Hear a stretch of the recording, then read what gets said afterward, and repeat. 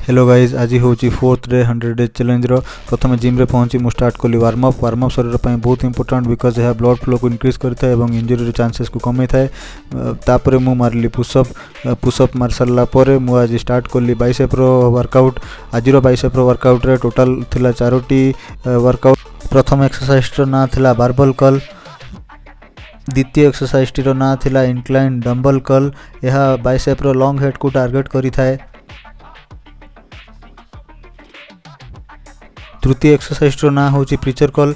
यह बाइसेप रो मसल को संपूर्ण भाव आइसोलेट करता है जहाद्वारा आपन को बाइसेप रो मसल रे अधिक टेंशन अनुभव होता है। चतुर्थ एक्सरसाइज टी थिला केबल हैमर कर्ल। बाइसेप रो एक्सरसाइज सरला परे मु स्टार्ट कली एप्स रो वर्कआउट। आज एप्स रो वर्कआउट रे थिला स्टेपर, लेग रेजेस और अल्टरनेट लेग रेजेस। समय रो अभाव हेतु मु वीडियो गुडी को रिकॉर्ड करि पारि नाही। तापरे मु किछ समय कली कार्डियो एवं शेष रे फेरिली घर को।